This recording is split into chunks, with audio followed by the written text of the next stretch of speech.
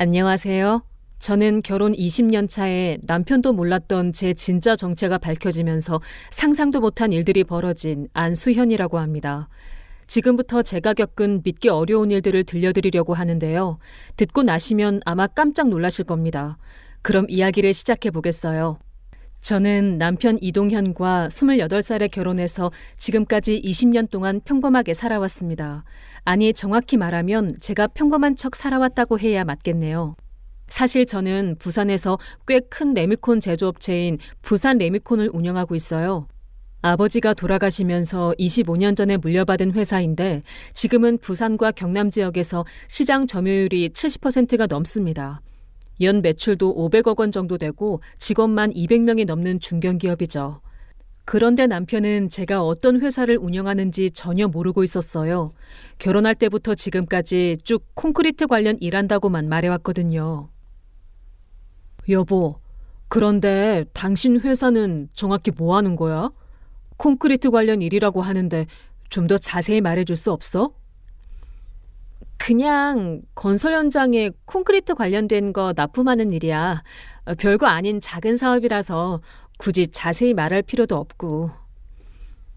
그래도 부부인데 서로 하는 일은 알아야 하지 않을까? 나도 너한테 회사 일 다 얘기하잖아. 당신이 하는 건설 일은 재밌고 다양한 얘기가 많지만 내 일은 정말 단조롭고 재미없어. 그냥 콘크리트 만들어서 파는 일이 뭐 그렇게 흥미로울 게 있겠어? 저는 왜 남편한테 제 사업 규모를 숨겼을까요? 사실 처음에는 남편이 저를 있는 그대로 사랑해주는지 확인하고 싶었어요. 돈 때문에, 회사 때문에 저를 좋아하는 건 아닌지 알고 싶었거든요. 그런데 시간이 지나면서 말할 타이밍을 놓쳤고 또 남편이 자존심 상해할까봐 계속 숨기게 되었죠. 남편 이동현은 부산에 있는 중소건설회사 한진건설에서 현장관리팀장으로 15년째 일하고 있었습니다. 성실하고 책임감 강한 사람이라 회사에서도 인정받는 편이었는데 월급은 그렇게 많지 않았어요. 한 달에 460만 원 정도 받는데 부산 물가를 생각하면 그럭저럭 살만하지만 크게 여유로운 편은 아니죠. 그런데 최근 몇 년 사이에 남편이 회사에서 받은 스트레스가 점점 심해지더라고요. 특히 회사 대표인 박상훈 때문에 정말 많이 힘들어했어요. 여보, 오늘도 대표가 나한테 정말 심하게 했어. 직원들 다 있는 앞에서 내가 관리하는 현장에 문제가 있다고 소리를 지르더라고. 사실 그 문제는 내 잘못이 아니라 자재 공급이 늦어져서 생긴 건데 말이야. 그런 식으로 소리를 지르면서 혼내는 거야? 그건 너무 심한 거 아니야?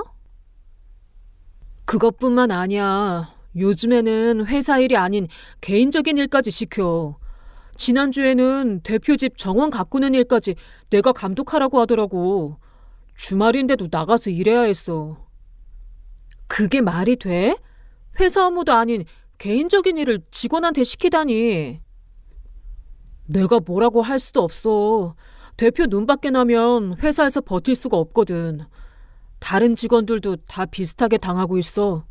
그래도 월급 받으려면 참아야지. 남편이 이런 얘기를 할 때마다 저는 정말 속이 끓었어요. 우리 회사에서는 절대로 상상할 수 없는 일들이었거든요.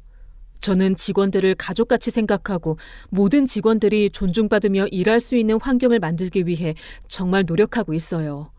그런데 제 남편이 그런 곳에서 매일 모욕을 당하고 있다니 정말 참기 어려웠습니다. 그런데 어느 날 박상훈 대표가 갑자기 회사 전체 공지를 냈다고 하더라고요. 여보, 회사에서 다음 주에 부부 동반 모임을 한대. 대표가 직원들과 가족들 간의 화합을 위해서 한다고 하는데 사실상 강제 참석이야. 부부 동반 모임이야? 갑자기 왜? 글쎄, 대표가 최근에 직원들 사기가 떨어져 있다는 걸 느끼고 있는 것 같다네.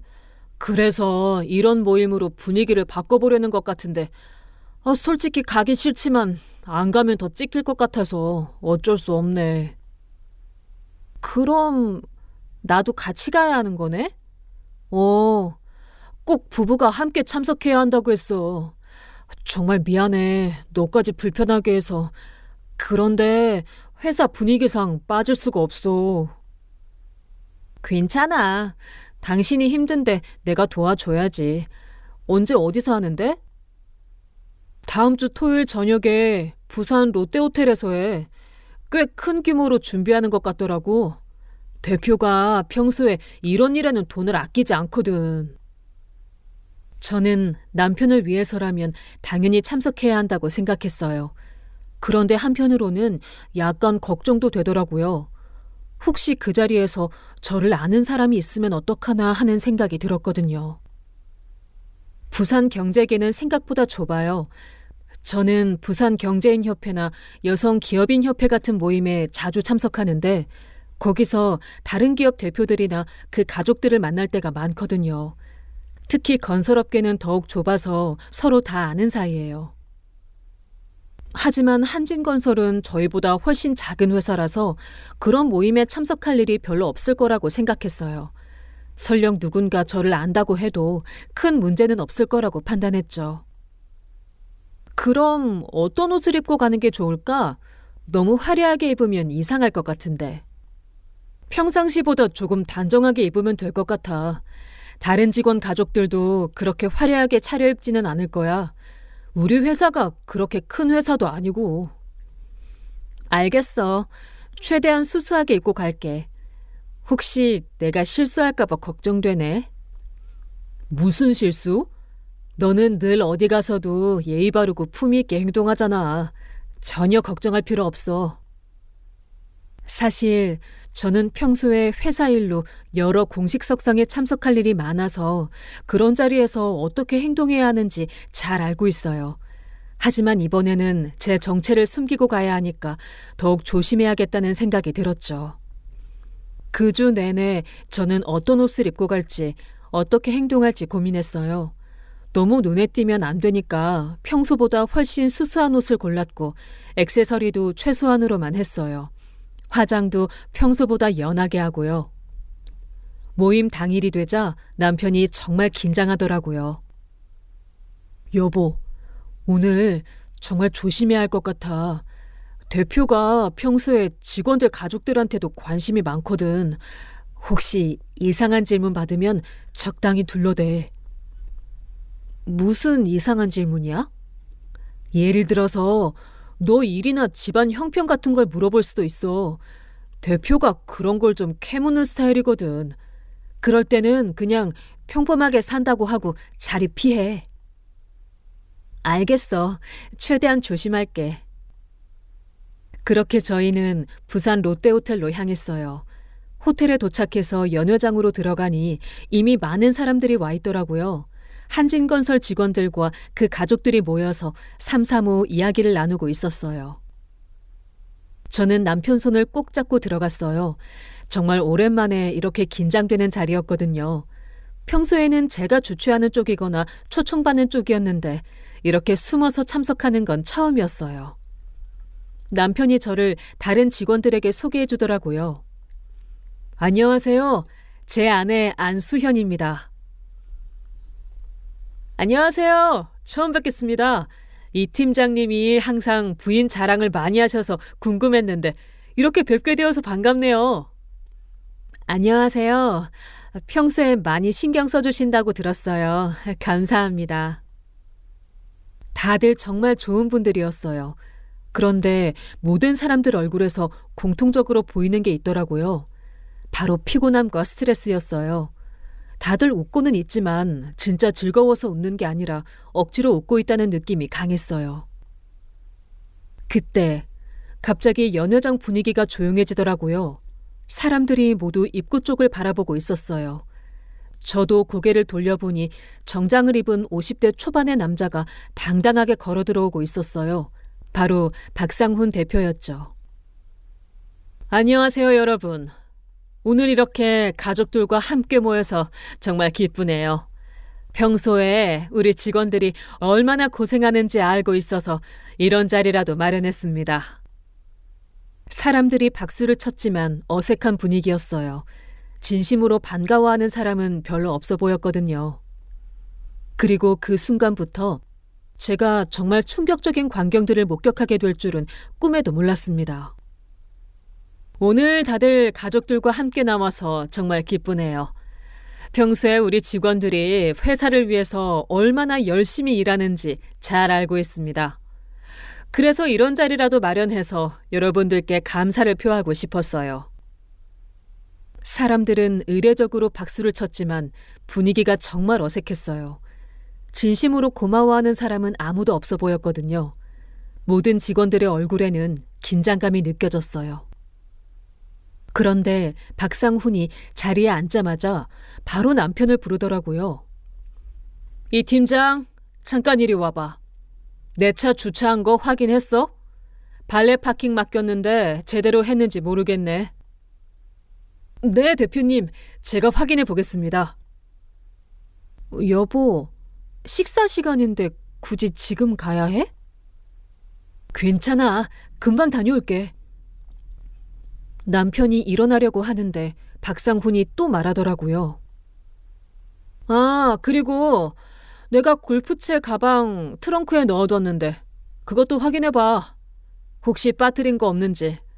내일 라운딩 있거든.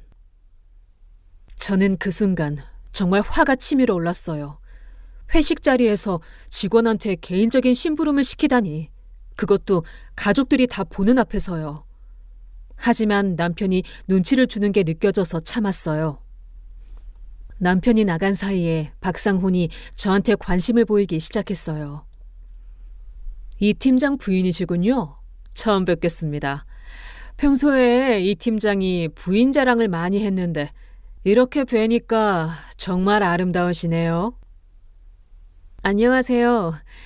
평소에 남편이 회사에서 신경 많이 써주신다고 들었습니다.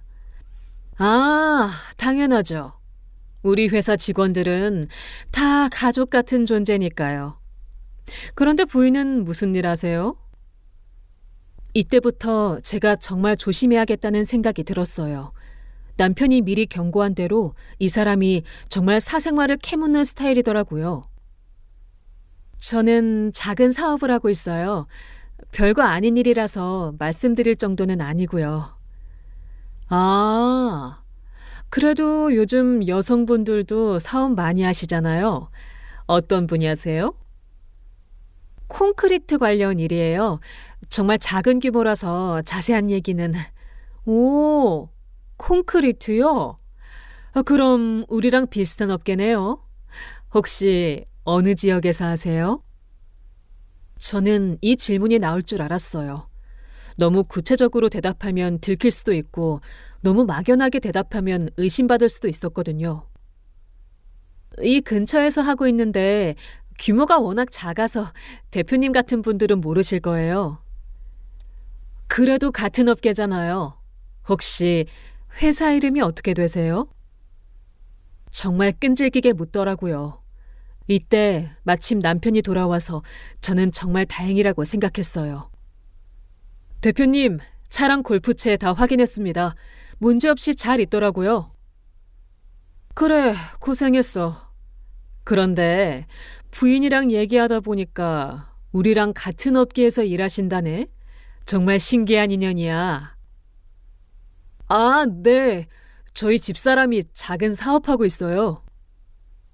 그런데 박상훈이 여기서 그치지 않고 계속 추궁하더라고요. 이 팀장도 혹시 부인 회사 일 도와주고 그래? 같은 업계니까 시너지도 날 것 같은데. 아니요. 저는 저희 집사람 일에는 전혀 관여하지 않아요. 각자 영역이 다르다고 생각해서요. 그래도 부부인데 서로 도와줘야지. 나 같으면 우리 마누라 사업 키워주려고 온갖 방법 다 동원할 텐데. 저는 이 대화가 더 이상 계속되면 안 되겠다고 생각했어요. 그래서 화제를 돌리려고 했죠. 대표님, 오늘 음식이 정말 맛있네요. 어떻게 이런 좋은 곳을 예약하셨어요? 이 정도는 우리 직원들을 위해서 당연히 해줘야죠. 돈이 문제가 아니라 마음이죠, 마음. 그렇게 말하면서도 눈빛에서는 자랑스러워하는 기색이 역력했어요. 자신이 얼마나 대단한 사람인지 어필하고 싶어 하는 게 뻔히 보였거든요. 그런데 정말 어이없는 일이 또 벌어졌어요. 박상훈이 또 남편을 불렀거든요. 이 팀장, 미안한데 내가 지갑을 차에 두고 왔나 봐. 가서 한번 확인해 줄래? 조수석 서랍장 쪽에 있을 거야. 네, 알겠습니다. 여보, 내가 갈게. 당신은 계속 왔다 갔다 하네. 아니야, 부인은 앉아 계세요. 이 팀장이 가는 게 맞아요. 차도 아는데 괜찮지, 이 팀장? 네, 괜찮습니다. 저는 정말 어이가 없었어요. 회식 중에 계속 개인적인 심부름을 시키는 것도 모자라서 제가 대신 가겠다고 했는데도 굳이 남편을 보내는 거였어요. 이건 명백한 갑질이었죠. 남편이 또 나간 사이에 박상훈이 다른 직원들한테도 이런 식으로 대하는 모습을 봤어요. 김대리, 너는 오늘 왜 이렇게 조용해? 평소보다 말이 없네. 아니에요, 대표님. 그냥 음식이 맛있어서 열심히 먹고 있었어요. 요즘 현장 관리는 잘하고 있어? 지난번 얘기한 그 문제는 해결됐고? 네, 열심히 하고 있습니다. 열심히 한다고 다 되는 게 아니야. 결과가 나와야지. 나한테 잘 보여야 회사 생활 오래 하는 거 알지? 그 말을 하면서 박상훈이 웃는데 전혀 농담 같지 않았어요. 오히려 협박에 가까웠죠. 김대리의 얼굴이 굳어지는 게 보였어요. 다른 직원들도 마찬가지였어요. 박상훈이 한 명씩 돌아가면서 이런 식으로 압박을 주더라고요. 박 과장네는 팀 실적이 좀 아쉽던데 다른 팀들에 비해서 말이야. 죄송합니다. 더 열심히 하겠습니다. 미안하다고 해서 실적이 올라가나? 구체적인 계획을 가져와야지. 월급 받고 일하는 주제에 이런 것도 제대로 못해? 저는 그 말을 듣고 정말 충격을 받았어요.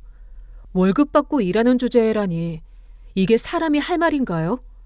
직원들을 완전히 하대하는 거잖아요. 박 과장의 부인이 옆에 앉아 있었는데 얼굴이 빨갛게 달아오르는 게 보였어요. 남편이 공개적으로 모욕당하는 모습을 지켜보는 심정이 어떨지 충분히 이해할 수 있었어요. 그때 남편이 다시 돌아왔어요. 대표님, 지갑은 찾지 못했는데요. 차 안을 다 뒤져봤는데 없더라고요. 어? 그럼 내가 다른 데 뒀나? 맞다. 집에 두고 왔나 보다. 괜찮아. 고생했어. 저는 그 순간 정말 화가 폭발할 뻔했어요. 처음부터 없는 지갑을 찾으라고 보낸 거였거든요. 이건 그냥 남편을 갖고 노른 거나 마찬가지였어요. 남편의 표정에서는 피로와 스트레스가 역력했어요. 이런 일이 매일 반복되고 있다는 걸 생각하니까 정말 마음이 아팠어요. 그런데 이 팀장, 너는 정말 부인복이 있어. 같은 업계에서 일하는 부인을 둬서 이해도 잘하고. 감사합니다. 부인, 혹시 우리 회사랑 거래할 생각 없어요? 같은 업계니까 뭔가 연결점이 있을 수도 있잖아요. 저희는 정말 작은 규모라서 대표님 회사 같은 큰 회사와는 거래할 수준이 안 돼요. 그래도 한번 생각해봐요. 내가 이 팀장한테 특별히 신경 써줄 테니까. 부부가 서로 도와가면서 사는 게 좋잖아요. 이 말을 들으면서 저는 이 사람이 정말 교활하다는 걸 깨달았어요. 남편을 볼모로 삼아서 저한테 거래를 제안하는 거였어요. 만약 제가 정말 작은 업체 사장이라면 이런 제안에 넘어갈 수도 있었겠죠. 그런데 더 어이없는 일이 벌어졌어요. 박상훈이 또 남편을 시키더라고요. 이 팀장, 미안한데 내 휴대폰 배터리가 거의 다 떨어져 가네. 차에 충전기 있으니까 가서 좀 충전해 줄래? 네, 알겠습니다. 여보, 내가 갈게. 당신은 너무 자주 나가고 있어. 아니에요, 부인. 이 팀장이 가는 게 좋아요. 회사 일이니까. 괜찮아, 여보. 금방 다녀올게. 저는 정말 참을 수가 없었어요. 이게 대체 무슨 회사 일이라는 거죠? 개인 휴대폰 충전하는 게 회사 일인가요? 하지만 남편이 계속 눈치를 주니까 참을 수밖에 없었어요. 남편이 나간 사이에 박상훈이 다른 직원들한테 또 시작했어요. 여러분, 오늘 이렇게 가족들과 함께 모인 것도 다 여러분들을 생각해서예요. 평소에 고생 많으니까 이런 자리라도 만들어드려야겠다고 생각했어요. 감사합니다, 대표님. 하지만 감사하다고 해서 회사 일을 소홀히 하면 안 되겠죠? 우리 회사가 잘 되어야 여러분 월급도 올라가고 복지도 좋아지는 거니까요. 이런 식으로 은근히 압박을 주면서도 자신은 직원들을 배려하는 좋은 사장인 척하는 거였어요. 정말 이중적인 모습이었죠. 그런데 더 충격적인 건 직원들의 가족들 반응이었어요. 다들 남편들이 이런 대우를 받는 게 당연하다는 듯이 받아들이고 있더라고요. 아마 이런 일이 워낙 자주 반복되다 보니까 체념한 것 같았어요. 김대리 부인, 남편이 요즘 야근 많이 하죠? 미안해요. 회사 일이 좀 바빠서 그래요. 아니에요. 당연한 거죠. 회사 일이 우선이니까요. 그래도 가끔은 일찍 보내드릴게요. 부부 시간도 중요하니까. 이런 식으로 마치 자신이 베풀어주는 것처럼 말하는 거였어요. 정상적인 퇴근 시간에 집에 보내주는 게 특별한 배려인 것처럼요.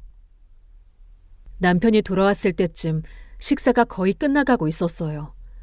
그런데 박상훈이 마지막으로 정말 어이없는 말을 했어요. 이 팀장, 오늘 정말 고생 많았어. 부인도 계시는데 계속 이리저리 보내서 미안했어. 아니요, 괜찮습니다. 역시 우리 이 팀장은 달라.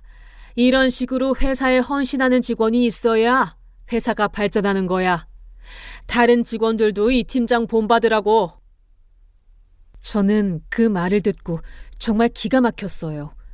개인적인 심부름을 시켜놓고는 그걸 회사에 대한 헌신이라고 포장하는 거였어요. 그리고 다른 직원들 앞에서 남편을 칭찬하는 척하면서 실제로는 다른 직원들에게 압박을 주는 거였고요. 그때 갑자기 박상훈의 휴대폰이 울렸어요. 여보, 지금 어디야? 아, 그래? 늦는다고? 알겠어, 천천히 와. 전화를 끊고 나서 박상훈이 말했어요. 우리 마누라가 좀 늦는다네요. 친구 만나고 오는 길인데 길이 막힌다고 해요. 그리고 20분쯤 더 지났을 때였어요. 연회장 문이 열리면서 50대 초반으로 보이는 여자가 들어왔어요. 옷차림이나 액세서리를 보니까 꽤 부유한 집 부인 같았어요. 여러분, 우리 아내입니다. 늦어서 죄송하다고 하네요. 그 여자가 사람들에게 인사를 하면서 자리를 둘러보고 있었는데 갑자기 저를 보더니 표정이 굳어지더라고요.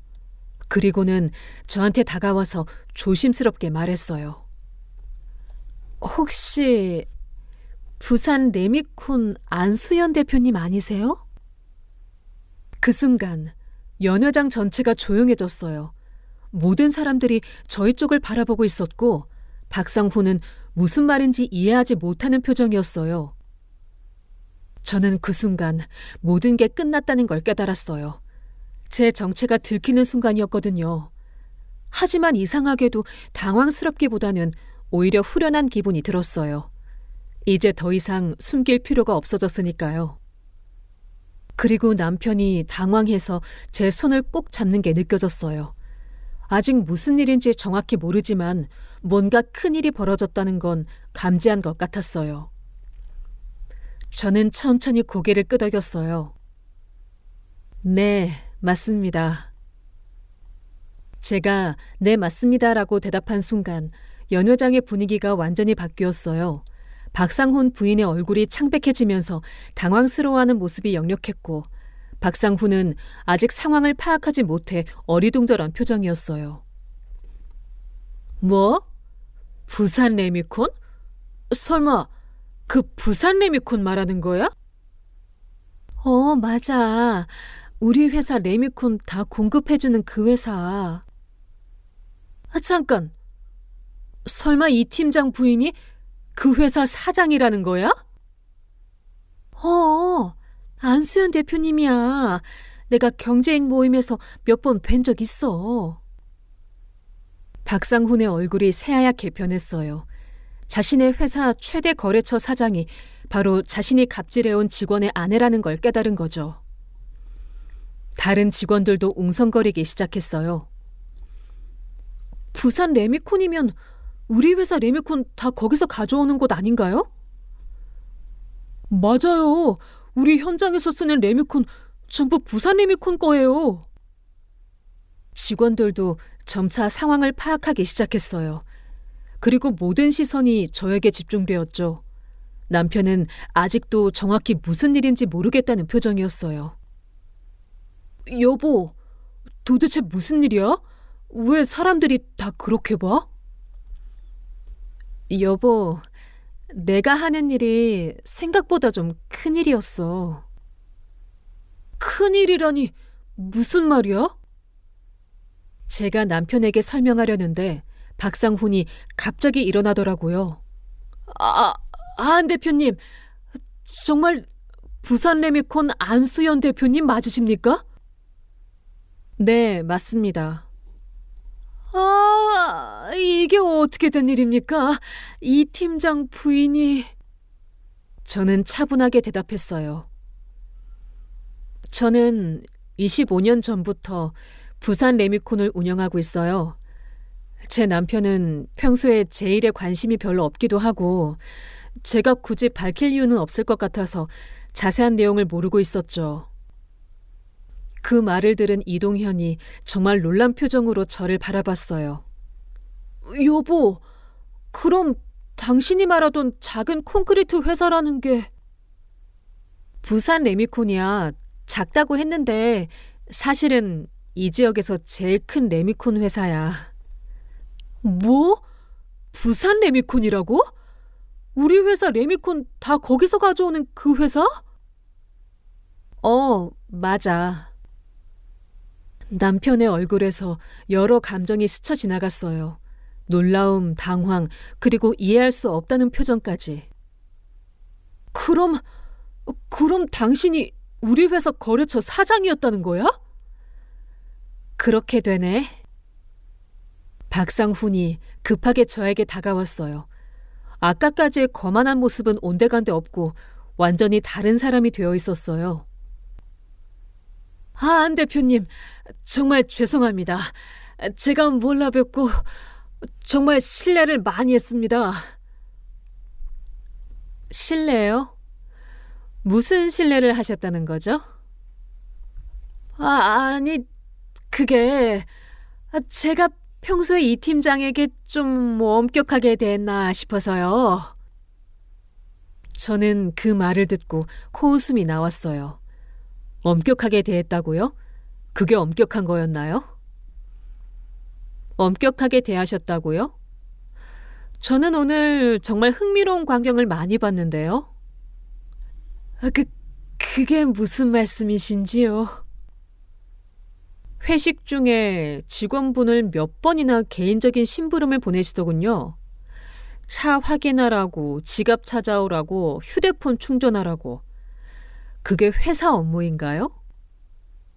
박상훈의 얼굴이 더욱 창백해졌어요. 그건 제가 좀 급한 일이 있어서. 급한 일이요? 없는 지갑을 찾으라고 보내는 게 급한 일이었나요? 그리고 월급 받고 일하는 주제라는 말씀도 하시더군요. 직원들을 어떻게 생각하시는지 잘 알겠더라고요. 연 회장이 정말 조용해졌어요. 모든 사람들이 숨소리조차 내지 않고 저희 대화를 듣고 있었거든요. 안 대표님, 정말 죄송합니다.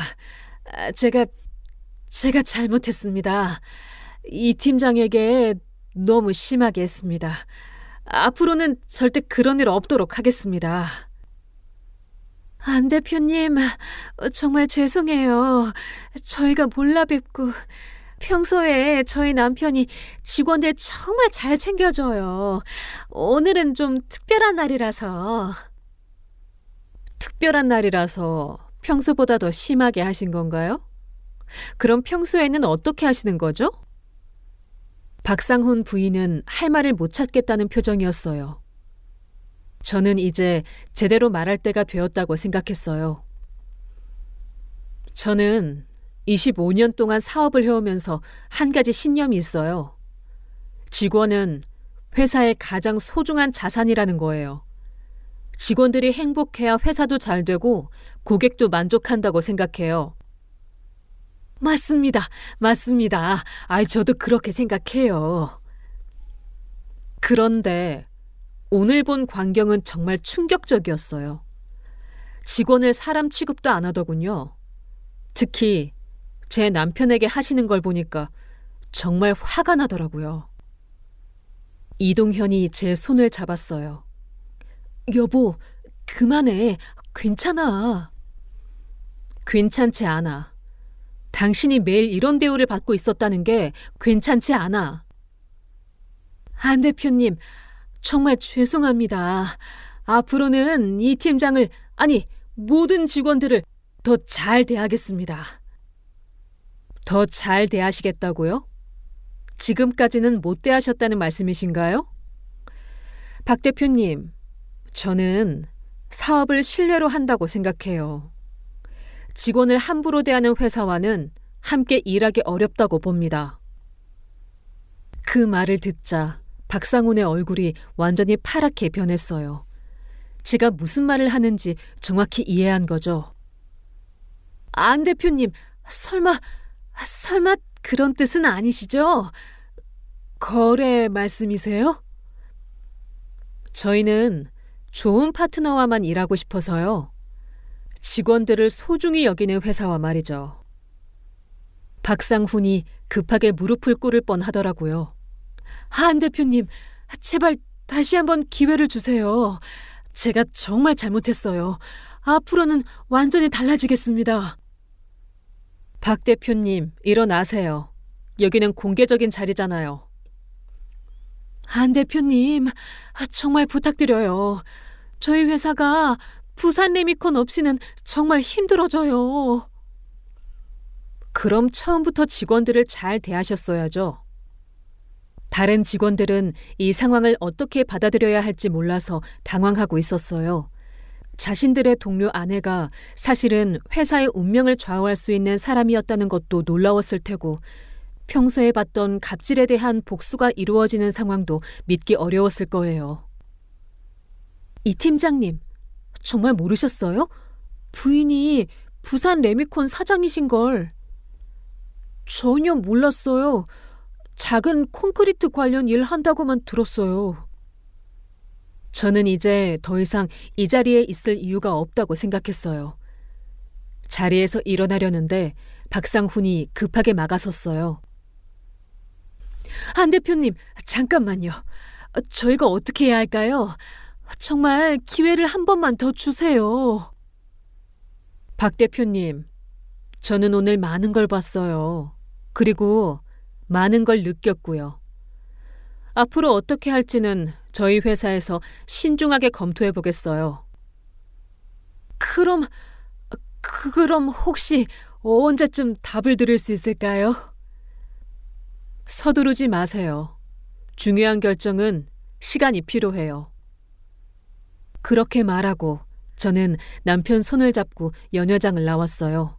뒤에서 박상훈 부부가 따라 나오려고 하는 걸 느꼈지만 돌아보지 않았어요. 엘리베이터를 기다리는 동안 남편이 저에게 물어봤어요. 여보, 정말이야? 당신이 부산 레미콘 사장이라는 게? 왜 말하지 않았어? 처음에는 당신이 나를 있는 그대로 사랑하는지 확인하고 싶었어. 그리고 시간이 지나면서 말할 타이밍을 놓쳤고. 그럼 우리 집 생활비도 내 돈으로 사는 거야. 당신 월급으론 우리 생활 수준을 유지할 수 없어. 그럼 나는 지금까지 뭐였던 거야? 내가 사랑하는 남편이었어. 지금도 그렇고. 엘리베이터가 와서 우리는 탔어요. 1층까지 내려가는 동안 남편은 아무 말도 하지 않았어요.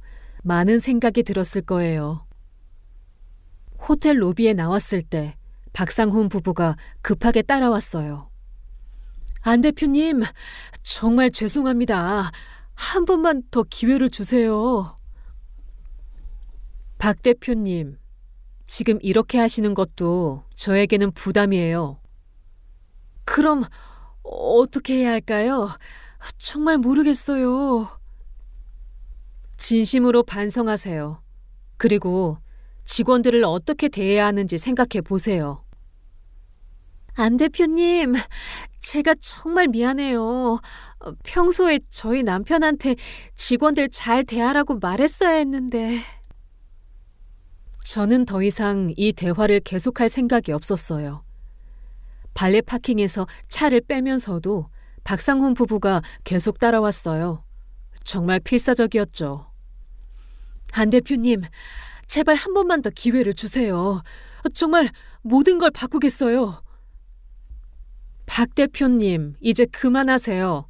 이런 식으로 하시면 더 좋지 않은 인상만 남겨요. 그럼 언제 연락드릴 수 있을까요? 연락하지 마세요.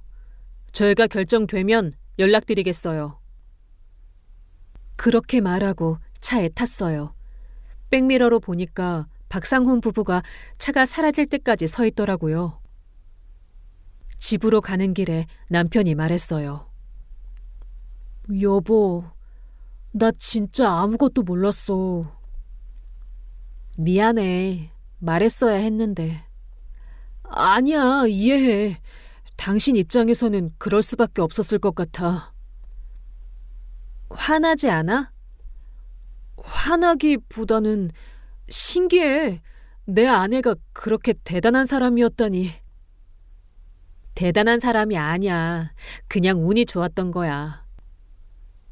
그런데 이제 어떻게 할 거야? 정말 거래 끊을 거야? 글쎄, 어떻게 해야 할까? 나는 솔직히 복잡해. 그 사람이 나한테 그렇게 했던 건 사실이지만 그래도 회사 동료들도 있고. 저는 이미 마음을 정했어요. 하지만 남편에게는 말하지 않았어요. 남편이 알게 되는 건 시간 문제였으니까요. 집에 도착해서 저는 바로 회사에 전화를 했어요. 상무님, 저 안수연이에요. 월요일에 임원회의 소집해 주세요. 중요한 안건이 있어요. 무슨 일이세요, 사장님? 한진건설과의 거래건입니다. 내일 월요일 아침 9시에 회의실에서 뵙죠. 그런데 그날 밤부터 박상훈이 계속 전화를 했어요. 제 휴대폰으로, 회사로, 심지어 집 전화까지. 저는 모든 전화를 받지 않았어요. 다음 날 일요일에도 마찬가지였어요. 새벽부터 밤 늦게까지 계속 전화가 왔지만 받지 않았죠. 월요일 아침 드디어 임원회의가 열렸어요. 그리고 저는 중요한 결정을 내렸습니다. 월요일 아침 9시 부산 레미콘 회의실에 임원들이 모였어요. 저는 지난 토요일에 있었던 일을 자세히 설명했습니다. 상황이 이렇습니다. 한진건설과의 연간 공급 계약이 다음 주에 만료되는데 재계약 여부를 결정해야 해요. 사장님, 한진건설은 저희 매출의 15% 정도를 차지하는 중요한 거래처인데요. 맞아요. 하지만 그보다 더 중요한 건 저희 회사의 가치와 신념이에요. 직원을 함부로 대하는 회사와 계속 거래하는 게 맞는지 의문이 들어요. 그런데 사장님, 갑자기 계약을 중단하면 법적 문제는 없을까요? 계약서를 다시 검토해 봤는데 상호 합의하에 갱신하지 않을 수 있어요. 우리 쪽에서 재계약을 거부하는 건 전혀 문제 없어요. 그럼 한진건설에는 언제 통보할 예정이세요? 오늘 오후에 공식 문서로 통보하겠어요. 그리고 부산 경남 레미콘 협회 회장으로서 다른 업체들에게도 이 상황을 알리겠어요. 다른 업체들에게요? 네. 직원 복지와 인권을 존중하지 않는 회사와는 업계 전체가 거래를 자제하는 게 좋겠어요.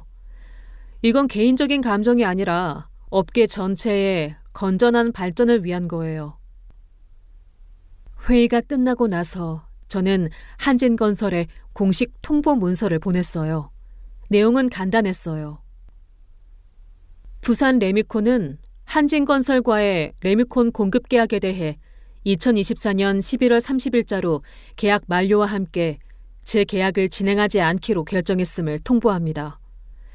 2024년 12월 1일부터는 한진건설에 대한 레미콘 공급이 전면 중단됩니다.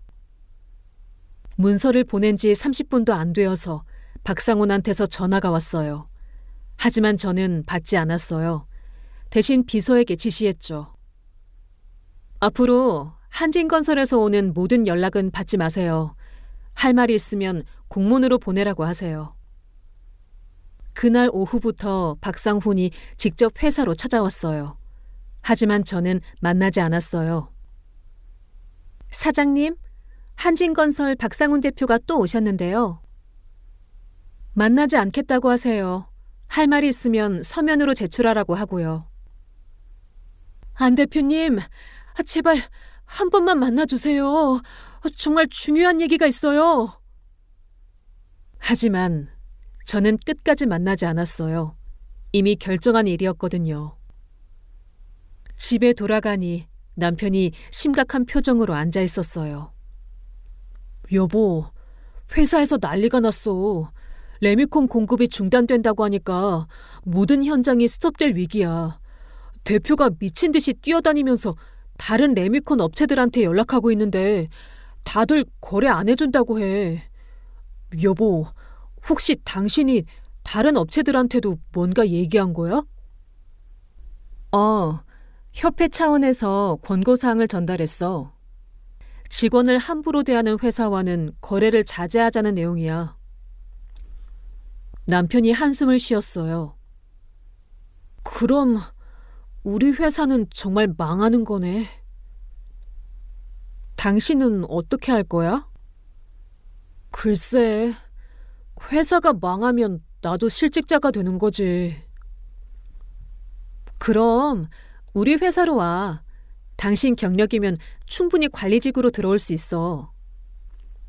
그런데 그럼 사람들이 뭐라고 할까? 아내백으로 들어왔다고 하지 않을까? 그런 소리 듣기 싫으면 실력으로 증명하면 돼. 당신 능력 내가 잘 아는데. 우리 회사는 실력 있는 사람을 환영해. 당신이 내 남편이라서 특별 대우해주진 않겠지만 불이익도 주지 않을 거야. 그 후 며칠 동안 한진건설은 정말 난리가 났어요. 레미콘 공급업체를 찾기 위해 부산 전체를 뒤졌지만 어디에도 거래해주지 않았어요. 부산 경남 레미콘 협회의 영향력이 생각보다 컸거든요.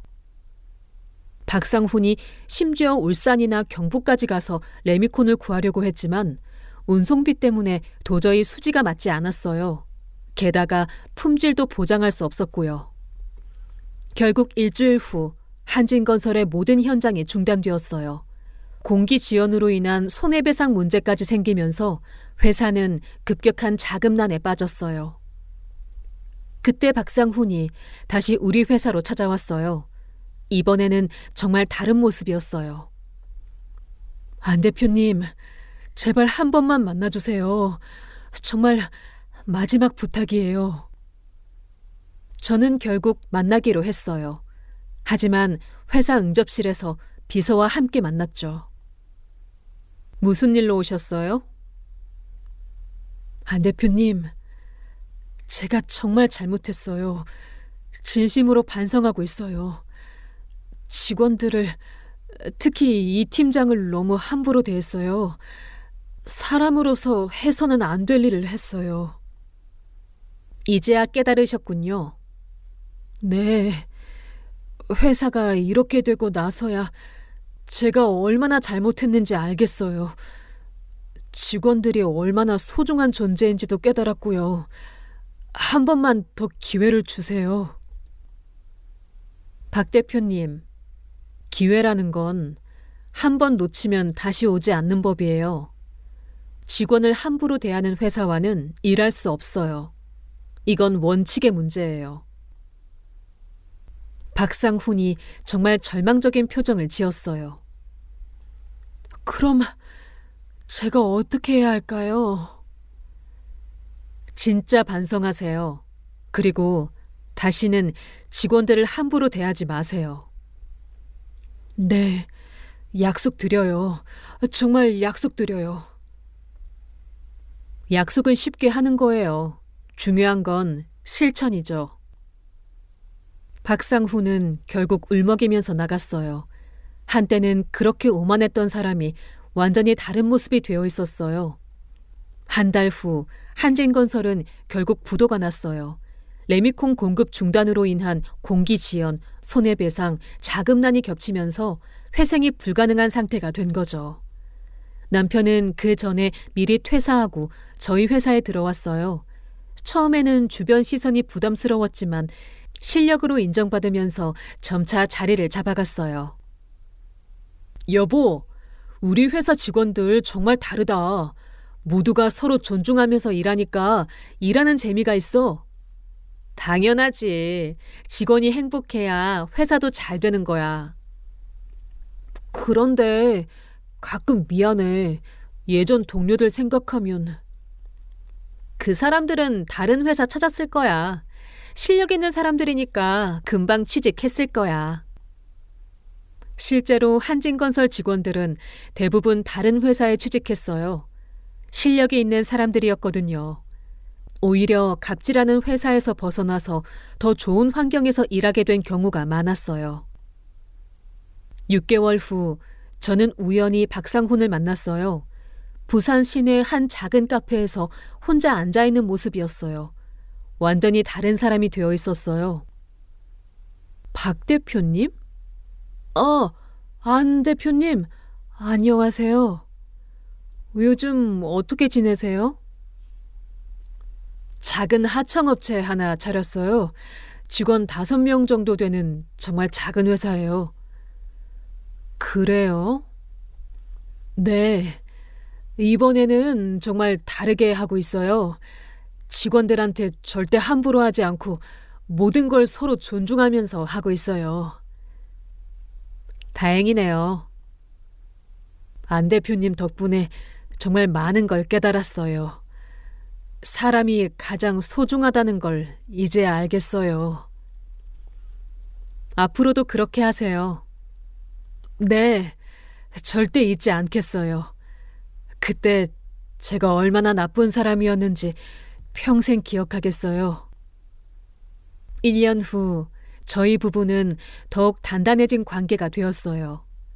남편은 저희 회사에서 영업부장으로 승진했고 직원들 사이에서도 인정받는 리더가 되어 있었어요.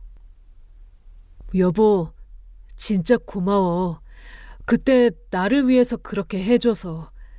처음엔 좀 당황스러웠지만 지금 생각해보니 정말 고마워. 당신은 내 남편이잖아. 당연한 거야. 어느 날 저는 부산 경남 레미콘 협회 정기 모임에서 연설을 했어요. 여러분, 우리 업계가 발전하려면 무엇보다 직원들을 소중히 여겨야 해요. 직원이 행복한 회사가 고객도 만족시킬 수 있고 결국 우리 업계 전체가 발전할 수 있어요. 맞습니다. 앞으로도 직원 복지와 인권을 존중하지 않는 회사와는 거래를 자제해 주시기 바래요. 이건 우리 업계의 품격을 높이는 일이에요. 그 후로 부산 지역 건설업계에서는 직원 갑질이 현저히 줄어들었어요.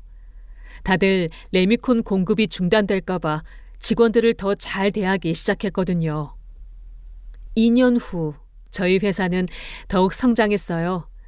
직원들의 만족도가 높아지면서 자연스럽게 업무 효율도 올라갔고 고객 만족도도 높아졌어요. 여보, 우리 회사 직원 만족도 조사 결과 나왔는데 90% 이상이 만족한다고 하네. 다행이야. 그게 가장 중요한 거야. 그런데 가끔 생각해봐. 만약 그때 내가 다른 회사에 다녔다면 어떻게 됐을까? 다른 회사에서도 당신은 인정받았을 거야. 실력이 있으니까. 그래도 그때 일이 있어서 우리 관계가 더 돈독해진 것 같아. 맞아. 서로에 대해 더 잘 알게 됐지. 여러분, 진정한 사랑은 조건이 없는 거라고 생각해요. 그리고 진정한 힘은 약한 사람을 짓누르는 데 쓰는 게 아니라 소중한 사람을 지키는 데 쓰는 거고요.